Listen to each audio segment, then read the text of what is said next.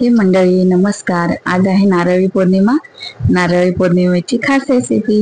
त्यासाठी मी बेदाणे घेतलेत, खडे मसाले घेतलेत, काजू घेतलेले आहेत, मिल्क मेड मिठाई मेड घेतलेला आहे, केसर घेतलेला आहे, थोडंसं दुधामध्ये भिजत ठेवलं आणि 1 वाटी नारळाचा चव घेतला आहे आणि 2 वाटी बासमती राईस आपण अर्धा तास आधी भिजत ठेवला होता आणि आपण नारळाचं दूध काढून घेतलेलं आहे।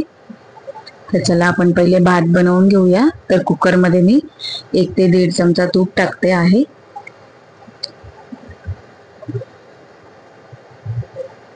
तर तूप गरम झालं की मग आपल्याला याच्यामध्ये खडे मसाले टाकायचे आहे, ज्यात मी दालचिनी घेतली आहे, वेलची आणि लवंगा घेतलेल्या आहेत। तर या व्यवस्थित परतवून आणि मग आपल्याला याच्यामध्ये तांदूळ घालायचा आहे। आपण तांदळातलं पाणी काढून टाकलं आहे आणि मग तांदूळ घातलेला आहे। बघा याप्रमाणे।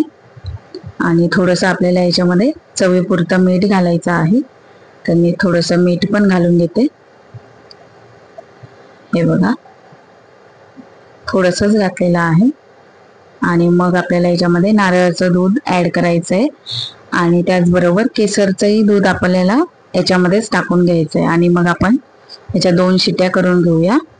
तोपर्यंत साईडला आपण नारळाचा जो चव आहे 1 वाटी तो परतवून घेऊया तुपावरती। तर मी छोट्या कढईमध्ये 2 चमचे तूप घेतलेला आहे, त्यामध्ये 1 छोटासा गुळाचा खडा घातलेला आहे आणि गुळाचा खडा पण तुपामध्ये मेल्ट होईल आणि आपण ड्रायफ्रुट्स पण याच्यामध्ये घालून घेऊ। ड्रायफ्रुट्स परतले व्यवस्थित की मग आपल्याला नारळाचा चव घालायचा आहे। हा ओला नारळ होता, मी मिक्सरला फिरवून घेतला आणि मग त्याचं दूध काढलं चाळणीमध्ये आणि हा चव होता वरती उरलेला, तो चव घेतलेला आहे 1 वाटी। झालेला आहे आपला। आपण कुकर पण बघून घेऊ आपला भात शिजलेला आहे का ते। कुकरही गार झालेला आहे। तर भात बघा आपला किती मस्त असा शिजलेला आहे। केसरचं दूध घातल्याने त्याला पिवळा रंग आलेला आहे। बघा मोकळा असा शिजलेला आहे, कारण की आपण अर्धा तास आधी त्याला भिजत ठेवलेला होता, त्यामुळे जास्त वेळ लागला नाही शिजायला।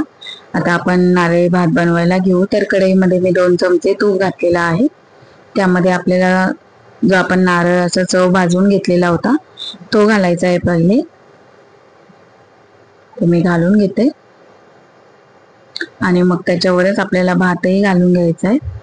मी नारळाच्या चव मध्ये थोडा लाल कलर घातला, त्याच्यामुळे ते वेगळं दिसतंय। तुमच्याकडे केशरी रंग असेल तर तुम्ही तो नंतरून घाला, भात घालून झाल्यानंतर। मी नारळाच्या चव मध्येच लाल कलर घातला तर ते थोडंसं वेगळं दिसलं आणि मी मिल्क मेड पण याच्यामध्ये ऍड करून घेतलेला आहे आणि आता आपण याला व्यवस्थित असं हळू असा हलवून घेऊया।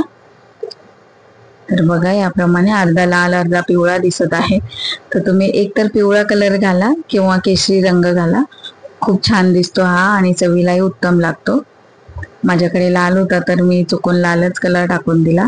एक वाफ करून घेऊया आणि रेडी आहे आपला नारळी भात। मी सर्व करून दाखवते तुम्हाला। बघा किती सुंदर असा दिसत आहे आणि चवीला पण अप्रतिम झालेला आहे, अप्रतिम लागलेला आहे। गरम गरम तुम्ही खाऊन बघा, इतका छान लागतो ना। आणि जर रेसिपी तुम्हाला आवडली असेल तर लाईक करा, शेअर करा आणि सबस्क्राईब करायला विसरू नका, म्हणजे मग मी तुमच्यासाठी अशाच नवीन नवीन रेसिपीज घेऊन येत जाईन। धन्यवाद। श्री स्वामी समर्थ।